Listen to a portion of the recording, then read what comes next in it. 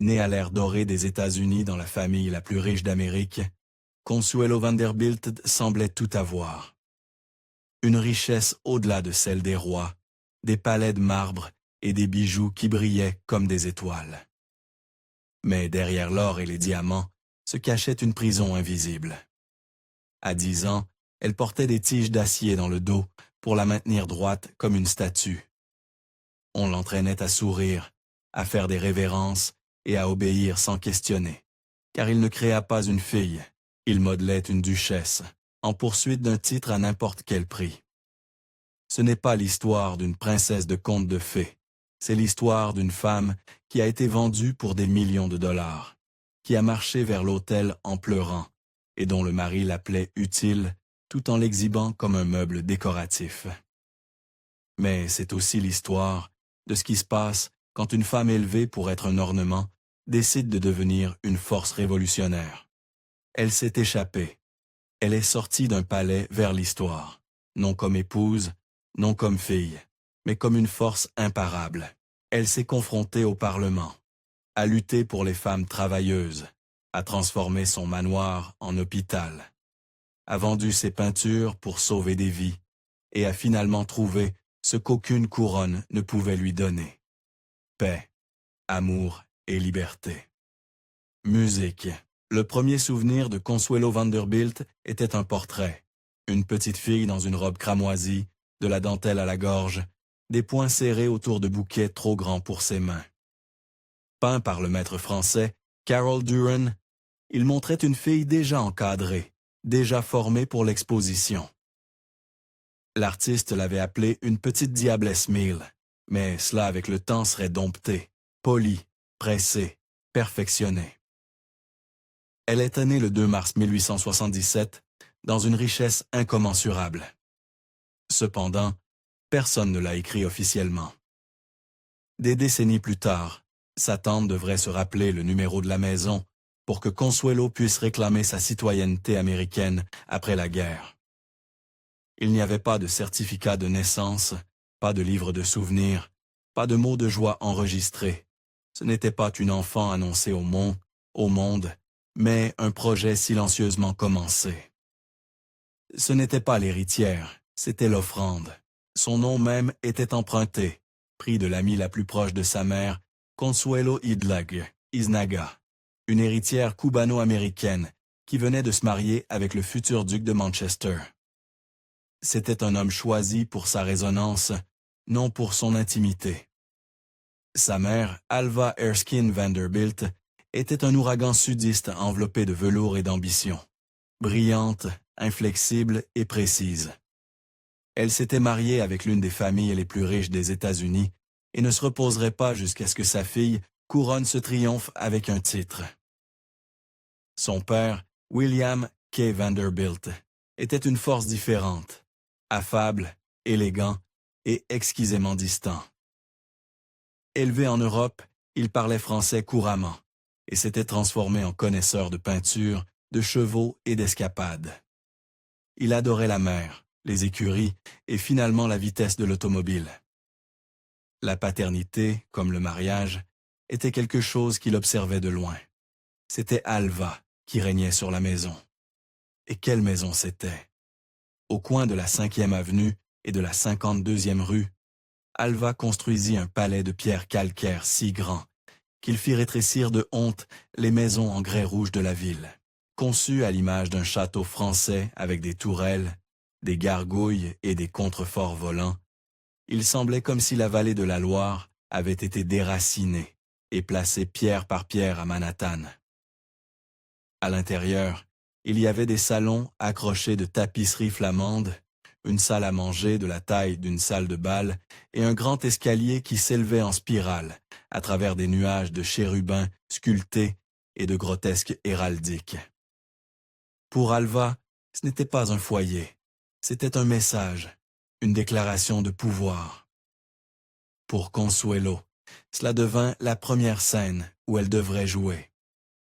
Sous des lustres et sous une surveillance constante, elle apprit à marcher droite, à parler doucement et à obéir sans questionner. Dès ses premiers jours, elle fut corrigée, modelé, raffiné. Son nez était trop petit, sa posture trop relâchée, sa voix trop curieuse.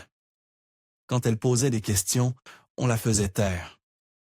Quand elle hésitait, on lui disait d'essayer à nouveau avec grâce. « Je ne te demande pas de penser », lui dit une fois sa mère. « Je pense, toi tu fais ce qu'on te dit. » À 10 ans, elle fut attachée avec un corset d'acier, une tige dans le dos, une autre sur le front. « Assieds-toi droite. Assieds-toi immobile. Sois élégante. » Ses jambes se contractaient de douleur les nuits. Il y eut un temps où sa mère la fouettait tous les jours. Une punition pour la posture, pour le défi ou pour rien du tout. Elle était ridiculisée lors des dîners, son nez critiqué devant les invités. Mais Consuelo avait un monde secret, les livres. Tandis que son corps était modelé en quelque chose d'ornemental, son esprit se déplaçait à toute vitesse. En français, allemand et anglais. Elle dévorait l'histoire et les légendes. Elle mémorisait La Fontaine, Faust et écrivait des essais sur les guerres puniques. Elle rêvait non de robes ou d'invitations, mais de Sparte, de Jeanne d'Arc, de héros qui survivaient seulement par l'ingéniosité et la volonté. Chaque matin commençait avec les classes Rosa, un enclave élite d'une demi-douzaine de filles des familles appropriées. Éduquées dans des salons privés au lieu d'école, latin et littérature, mathématiques et manières, musique et dictée française. Consuelo apprenait à sentir dans les questions correctes et à ne pas poser les siennes. Sa voix, quand elle était utilisée, était décrite comme gracieuse. Sa marche se mesurait en pouces et en posture. On ne lui permettait pas de visiter une amie sans permission. On ne lui permettait pas d'assister à un thé sans approbation. On ne lui permettait pas de refuser une danse, une robe ou une accompagnée. Sa gouvernante tenait un journal envoyé hebdomadairement. Son reflet était poli. Ses pensées étaient archivées. Son destin était conçu pour l'exportation. Elle ne devait pas tomber amoureuse. Elle devait se marier bien. Sa chambre donnait sur Central Park, bien qu'elle y marchât rarement sans escorte. Elle voyait les arbres bourgeonner au printemps, entendait les carrosses passer au crépuscule d'été, et se demandait si l'une des filles qui se promenaient sous des ombrelles était libre ou simplement plus libre. Au printemps de ses 17 ans, Consuelo fut emmenée à l'étranger, en Égypte, à Athènes, au temple de l'Inde. Le yacht Valiant brillait à travers des ports étrangers, ses auvents de lin claquant au vent. Dans chaque port, il y avait des dignitaires et des réceptions, des lettres de présentation et des discours sur la grandeur impériale. Consuelo vit le Nil, le Parthénon, le Gange, vit des femmes en sari, en voile, en haillons décolorés par le soleil et réalisa quelque chose silencieusement terrifiant. Elle avait vu plus du monde que la plupart des femmes ne verraient jamais. Pourtant, elle n'avait touché à rien de cela. Ses jours étaient ni planifiés. Sa compagnie était curated. Elle vit le Taj Mahal à travers un voile de protocole. Elle n'était pas une touriste, elle était un inventaire en mouvement. Mais quelque chose d'inattendu se produisit entre-temps. Son nom était Winthrop Rutherford, beau, discret, américain, le genre de gentleman qui n'avait pas besoin de prouver quoi que ce soit, parce qu'il n'avait pas besoin de prendre quoi que ce soit. Ce n'était pas un chasseur de fortune, il ne cherchait pas de titre. Ce n'était pas un aristocrate européen endetté jusqu'au papier peint, il était simplement gentil. Il la rencontra sans garde, lui parla sans calcul, écouta. Ils se rencontrèrent pour la première fois pendant un tronçon tranquille de la tournée familiale. Peut-être à Paris, peut-être au Caire. La ville exacte s'est estompée. Ce qui resta clair pour toujours fut la chaleur de cela, l'honnêteté, le manque de stratégie. Il ne parla pas à sa gouvernante, il lui parla à elle. Ils échangèrent des livres, marchèrent dans des jardins, parlèrent dans des coins. Et quand il demanda silencieusement, nerveusement, sincèrement si elle se marierait avec lui un jour, elle dit oui. Elle avait choisi quelque chose pour la première fois de sa vie. C'était secret, c'était sacré, c'était à elle. Mais Alva le savait déjà. Les lettres cessèrent d'arriver. Les amis cessèrent d'appeler. Les portes se fermèrent dans sa session subtile et synchronisée. Sa gouvernante refusa de parler de lui. Un laquais fut renvoyé. Son calendrier social fut révisé. Son père, distant comme toujours, ne dit rien, mais sa mère avait clarifié sa position. « Tu n'épouseras pas cet homme. » Consuelo essaya d'expliquer, de supplier. Elle rencontra le silence, puis la fureur et puis la faiblesse. Alva s'évanouit. Elle prétendit avoir des palpitations cardiaques. On appela un médecin. Elle resta alitée pendant des jours, yeux fermés, refusant des bouillons, sa voix devenant mince et tragique. « Tu me tueras, murmura-t-elle. Tu apporteras la honte à cette famille après tout ce que j'ai fait pour toi. C'est comme ça que tu me remercies. » Consuelo, terrifiée, la crut. Winthrop Rutherford, avec toute sa force, ne pouvait pas entrer dans sa maison. Ses lettres furent interceptées, son nom fut noirci dans la société, et finalement, un après-midi, quand les lampes s'allumaient et que la chambre de sa mère sentait la lavande et la crise, Consuelo se rendit. « Dis-lui que je ne peux pas, dit-elle. » Elle ne le revit jamais. Elle épouserait le duc de Marlborough. Son nom était Charles, son surnom était Sonny. Il n'était ni chaleureux ni brillant. 6 ans plus âgé que Consuelo, pâle, aux lèvres minces, avec des mains fines et une opinion fine d'elle, le duc portait avec lui le port de 10 générations de sang anglais et plusieurs siècles de dettes impayées. Le palais de Blenheim, son siège ancestral, avait été un cadeau de la reine Anne au premier duc de Marlborough, construit pour glorifier la guerre et maintenant silencieusement en train de s'effondrer dans son propre passé. Le toit goûtait, le personnel n'était pas payé, mais le nom brillait encore dans l'esprit d'Alva comme une couronne. Ce dont il avait besoin, c'était d'argent. Ce dont Alva avait besoin, c'était d'un titre. Ce dont Consuelo avait besoin n'importait plus. Elle accepta non par espoir, mais par épuisement, non par amour, mais parce qu'elle s'était retrouvée sans option. L'annonce fut immédiate. La presse explosa. Son visage apparut dans des journaux de 2 continents. Sa couleur de cheveux, la forme de son menton, fut cataloguée et débattue. Certains rapports l'appelèrent la mariée la plus riche du monde. D'autres se moquèrent d'elle, comme la dernière exportation des États-Unis. La princesse du dollar. Le matin du 6 novembre 1895, la ville de New York fleurit avec des jumeaux d'opéra. À 9 heures, des milliers s'étaient rassemblés dehors, la nouvelle mention d'Alva dans la 72e rue. Épaule contre épaule, cou tendu vers les fenêtres. À l'intérieur de l'église Saint-Thomas, un orchestre jouait Wagner. Les reporters affûtés des métaphores. Elle n'arrivait pas en retard, elle se cachait. En haut, derrière une porte fermée, Consuelo Vanderbilt s'asseyait seule dans sa robe de mariée, son visage gonflé de pleurs. Son corset s'enfonçait dans les côtes. Ses gants gisaient sur ses genoux comme des ailes pliées. Le voile, des mètres de tulle et de broderie, se répandait de ses épaules comme de la brume. Elle avait considéré de fuir. Ce matin-là, avant que les servantes arrivent avec le petit déjeuner, elle avait regardé la rue et s'était demandé ce qui se passerait si elle disparaissait simplement dans la foule. Winthrop était parti. Son père était silencieux. Sa mère s'était remise, et le monde, ce grand monde résonnant, regardait. Des années plus tard, Alva deviendrait une croisée pour le suffrage féminin. Elle se tiendrait sur des podiums et parlerait de liberté. Mais le premier vote que sa fille émit fut celui-ci, trahir son propre cœur.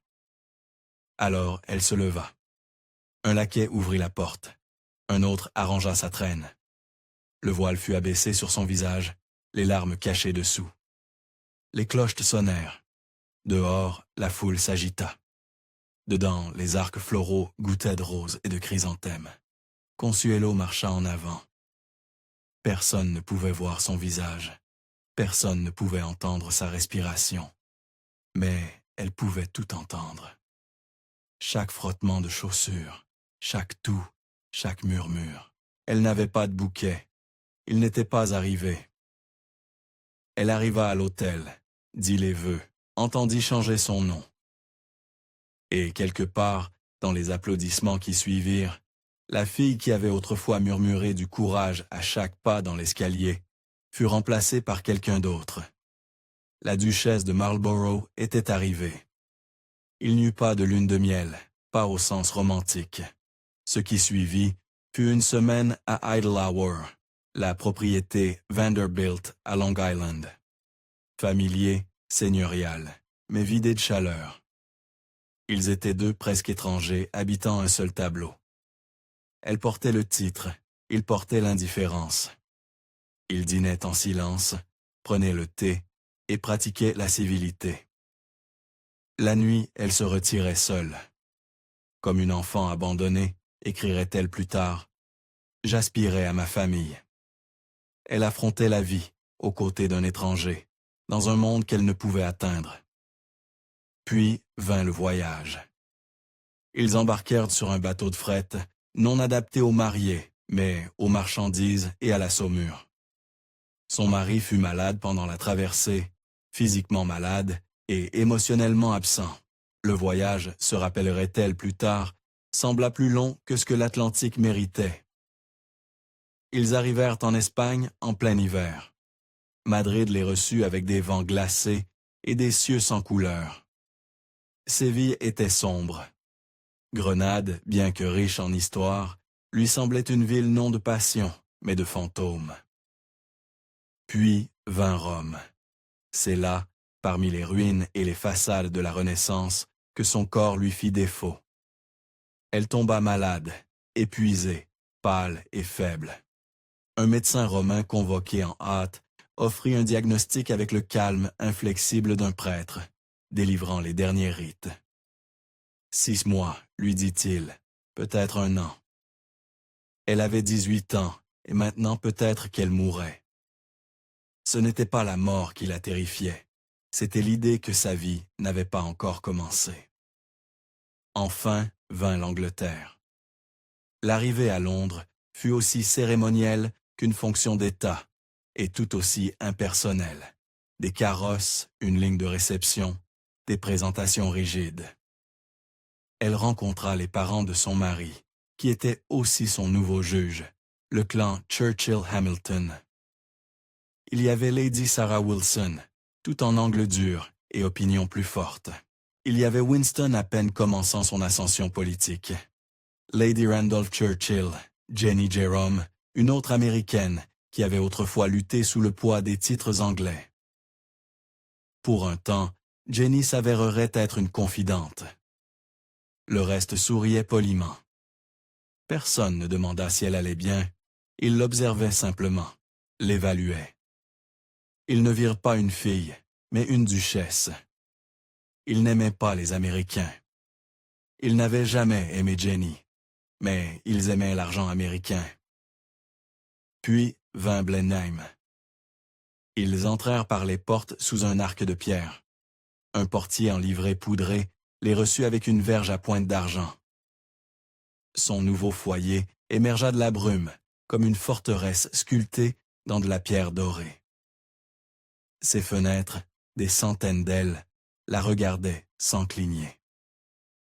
Blenheim impressionnait toujours par sa taille immense et sa beauté, mais au prix de l'intimité. Il avait été construit par décret de la reine Anne, un palais non d'amour, mais de victoire. Les salons étaient destinés aux banquets.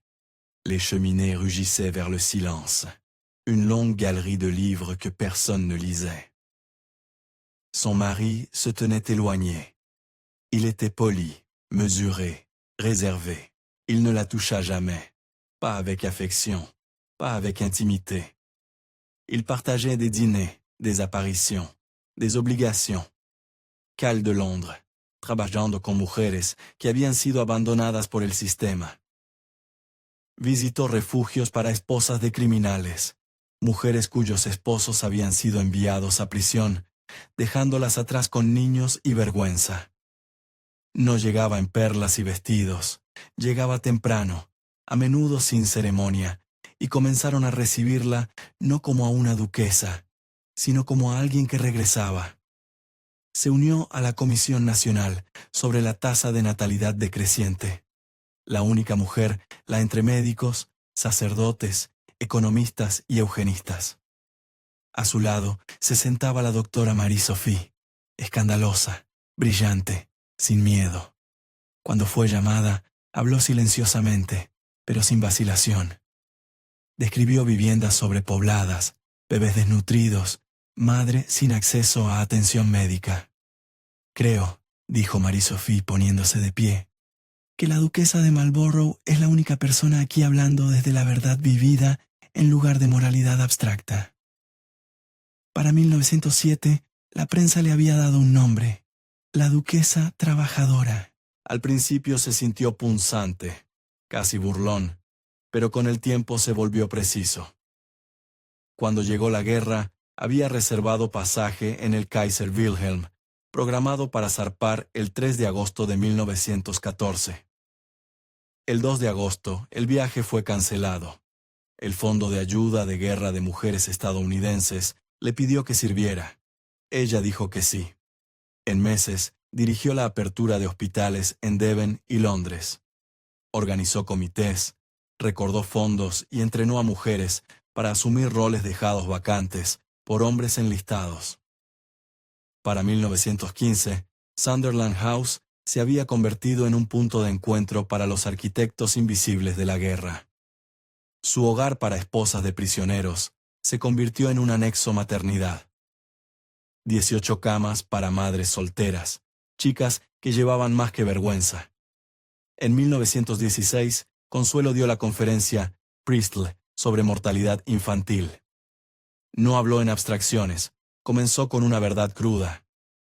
1 de cada 8 niños nacidos en Gran Bretaña muere antes de su primer cumpleaños. Nombró lo que otros no nombrarían: enfermedad venérea, desnutrición, vergüenza. Algunos en la audiencia se levantaron y se fueron. El Times la llamó valiente. Lanzó el fondo de joyas. Dona una joya para salvar la vida de un bebé. Chartier abrió sus vueltas. Tiaras, medallones de hojalata, anillos de boda. Llegaron 50.000 libras. Los principales partidos no ofrecían a las mujeres ningún asiento real, así que ayudó a fundar el Partido Municipal de Mujeres sin látigo, sin máquina, solo mujeres, viudas, tituladas, determinadas. En 1917, Consuelo se postuló al Consejo del Condado de Londres. En North South deliberaron. Luego le eligieron. Ganó otra vez. Los niños cantaban en las calles: «Vota, vota, vota por la señora Marlborough». Dentro del consejo trabajó en vivienda, calefacción, educación. Caminó por los barrios bajos. Invitó al príncipe de Gales a acompañarla. Él lo hizo. «Ojalá mi madre usara sombreros como los tuyos», dijo, pero escuchó. Una noche notó que un hombre la seguía por una calle oscura. Su corazón se aceleró. Su paso se aceleró. También el de él. Pero en su próxima reunión, cuando se levantó para hablar, él estaba en la parte de atrás y aplaudió. Un soportador. Resultó ser un soportador. Solo había querido asegurarse de que llegara a casa sana y salva. Consuelo y San habían estado casados 11 años. El tiempo no había suavizado sus diferencias, las había acentuado. La guerra silente entre dos almas incompatibles, unidas por rango y ritual, había seguido su curso.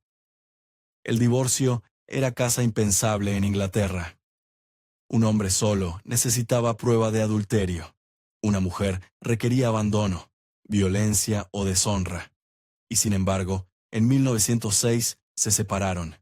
No hubo pelea, no hubo escena final, solo una carta dejada en su escritorio en Sunderland House. Creo que es tiempo de que consideremos un arreglo formal. No había crueldad en ello, no había insulto, solo la mano familiar del duque, medida, precisa e impersonal. No hubo ruptura, solo una remoción, como si una pintura hubiera sido retirada de una pared, dejando el contorno vagamente visible detrás. No lloró, simplemente bajó el pequeño retrato de bodas de su repisa de chimenea, enframado en cari de tortuga, posado perfectamente, y lo colocó en un cajón boca abajo. Esto no era el final de su vida, era simplemente el comienzo. En Londres, sus viernes comenzaron a reunir a aquellos que no necesitaban invitación y no se inclinaban ante títulos. George Bernard Shaw traía vino. Goldsworthy traía opiniones. Los Webb venían con panfletos, con preguntas. No había tarjetas de lugar, no había orquesta, no había agenda más que conversación. Discutía sobre sufragio y socialismo, verso irlandés y reforma industrial. Nadie preguntó por el duque, nadie mencionó Blenheim. Se dirigían a ella como consuelo. No su gracia.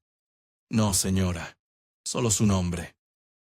Una vez después de medianoche, cuando el último invitado se deslizó hacia la niebla, se paró junto a la licorera vacía en el fuego bajo y pensó: esto es lo que debería sentirse la sociedad. No ceremonia, sino pertenencia. En julio de 1921 se casó con Jacques Balsan en la Capilla Real del Savoy a las 9 para evitar a los reporteros. Esto era más silencioso, más cálido. Jacques era querido en todas partes, amable, inteligente, valiente. Los niños lo amaban, también los generales, jardineros y grandes damas. Era, se dio cuenta, no un hombre que necesitara impresionar, sino uno que sabía cómo cuidar. Jacques era piloto, pero antes de los aviones volaba globos. En 1899 flotó desde Francia hasta Rusia, estrellándose en Prusia. Compró su primer avión en 1909 y obtuvo la licencia de piloto número 18. Su matrimonio no fue reconocido por la Iglesia Católica. En Francia, donde el catolicismo gobernaba la sociedad, el divorcio era raro y el nuevo matrimonio sin anulación estaba prohibido. Su familia, devota y ligada a la tradición, no podía recibirla. Ella le pidió que no rompiera con ellos. Esperaría. Cuando en 1926 Marlborough buscó su propia anulación, llegó el momento. Con la ayuda de su madre y su antigua institutriz, peticionó a Roma. Su abogado, Sir Charles Russell, advirtió: solo la prueba de coerción sería suficiente. Au consintió como una forma de disculparse por esa acción de hace tanto tiempo. Admitió que había forzado a su hija a casarse en contra de su voluntad. El Vaticano falló a su favor. No habían pasado sobornos, solo valor y paz. Ahora casada en la iglesia, Consuelo fue bienvenida en la familia Balsan. En el castillo de Château de Saint-Martin-le-Beau, una vez establecido por el príncipe de Conde, los conoció a todos. Madame Charles Balsan, la tía abuela de Jacques, precedían en casa y negro. Le ofreció a Consuelo una caja de oro heredada. También lo amábamos, parecía decir. Y ahora te amamos a ti. En París, ella y Jacques se hicieron su hogar cerca de los prados verdes de los Campos de Marte. Desde su ventana veía oficiales de caballería trotar al amanecer. Los niños jugaban, los lectores reclamaban bancos. El Sena brillaba. La Torre Eiffel parpadeaba su mensaje al cielo. Su casa, diseñada en estilo del siglo XVII, estaba llena de antigüedades y descubrimientos de largas caminatas por los muelles. El log de Renoir colgaba en su salón hasta que lo vendieron en 1946 para ayudar a los niños franceses. La vida parisina era elegancia, pero no ociosidad. organizaba almuerzos modestos como invitados literarios. Edith Wharton visitaba frecuente. Precedía eventos benéficos. La embajada británica, una vez propiedad de Pauline Borges, celebraba cenas brillantes bajo el servicio dorado de Napoleón. En 1926 le pidieron que ayudara a construir un hospital para la clase media. Aquellos demasiado orgullosos para la caridad, demasiado pobres para atención privada. El sitio en la cima de la colina, cerca de Vincennes, había pertenecido una vez a John Ward. Con el doctor Arthur Burns y Bernard Flickman, dirigió la campaña 360 habitaciones y una escuela de enfermería. La recaudación de fondos se convirtió en destino. Cenas de gran premio, bailes de pavo real, rifas con relojes Fabreg. Los músicos se peleaban por actuar. Amaba París más en primavera. Las flores de acacia se abrían hacia la luz. El Sena brillaba. Los viejos pescaban sin expectativas. El mundo por un tiempo parecía contento. Pero fuera de los salones y las tardes bañadas de sol, las sombras se alargaban. Francia estaba inquieta. Las huelgas crecían más fuertes. Los trabajadores más desafiantes, y aunque no los temía, podía sentir algo cambiando, algo solemne reuniéndose en el horizonte. La década de 1930 se desplegó como una larga exhalación baja. Fue una muerte silenciosa. Alba Belmont, una vez un huracán envuelto en terciopelo y resolución, se había quedado quieta. Su vista se había fasdado. Su voz, una vez tan aguda que podía cortar la ambición del aire, ahora solo venían murmullos. En la villa en Willy, el mundo se oscureció alrededor de ella. Consuelo venía tan como podía. Ya no había discusiones, no había instrucciones, no había culpa. Hablaban suave o no hablaban. El 26 de enero de 1933, su madre murió mientras dormía. No hubo trompetas, no había pancartas de sufragio, solo un aviso breve, un funeral modesto en la Catedral Americana en París. Consuelo se sentó cerca del frente. Los lirios en el cata eran pálidos y sin aroma. El mármol bajo sus zapatos, más frío de lo que debería haber sido.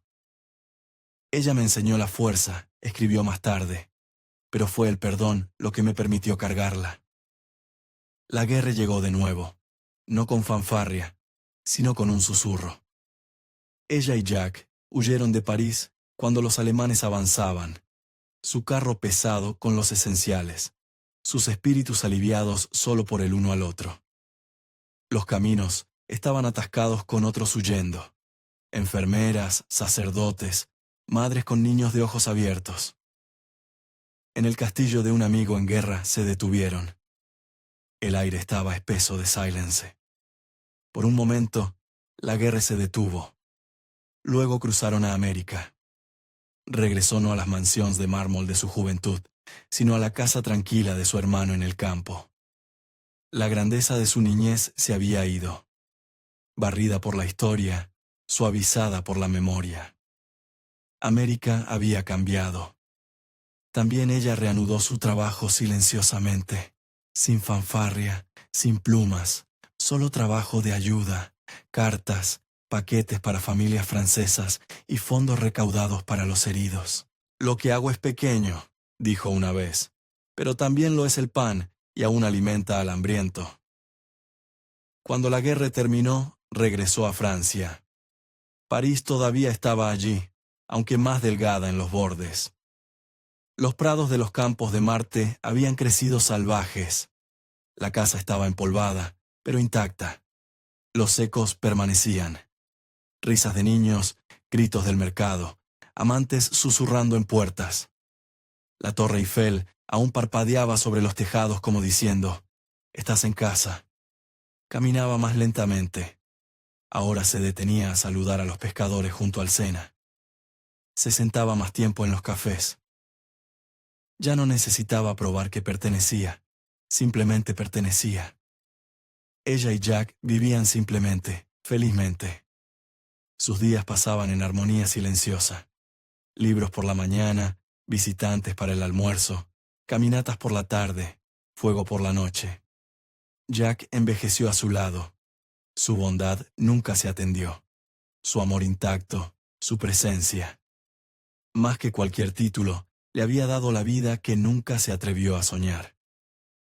Finalmente, el hospital que había financiado fue abierto con ceremonia. Era el mejor de Francia. En 1950, Consuelo fue nombrada presidenta honoraria. Ese mismo año, recibió la Legión de Honor. Justin Goddard, su aliado de toda la vida, la presentó personalmente. No hubo escenario, no hubo himno.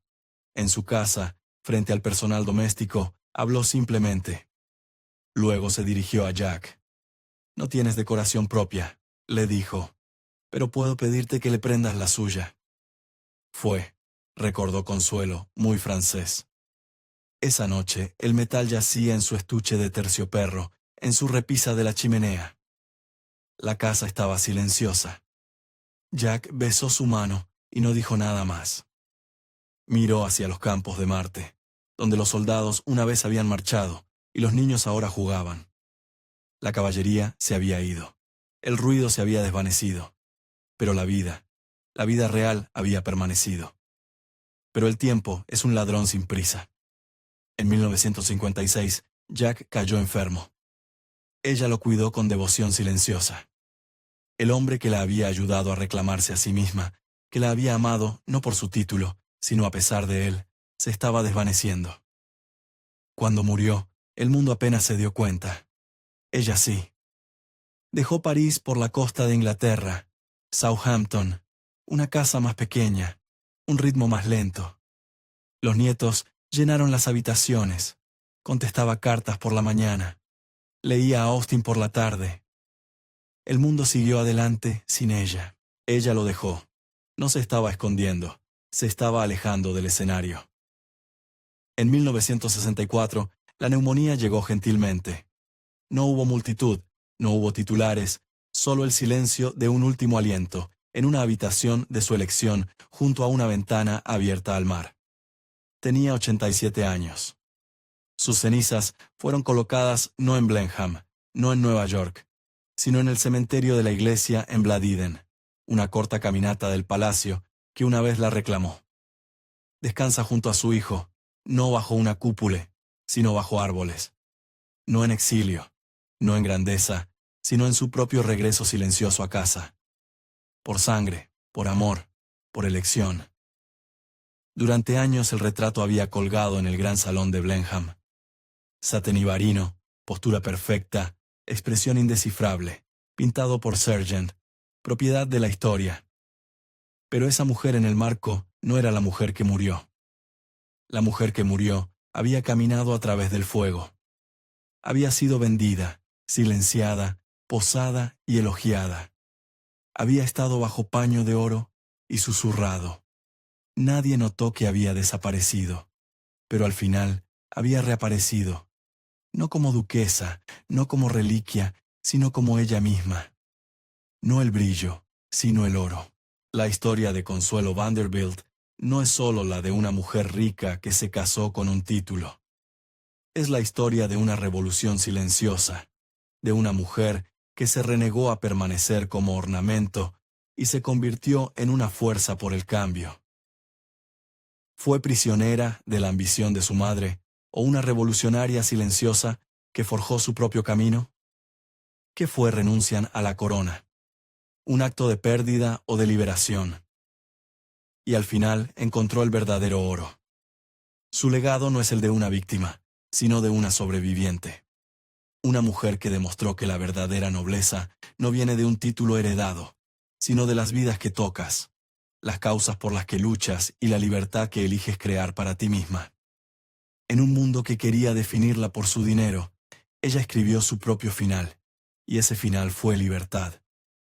La vida de Consuelo Vanderbilt nos recuerda que detrás de cada jaula hay una mujer real con sueños reales, y que a veces la mayor victoria no es obtener una corona, sino tener el coraje de quitársela. Yeah.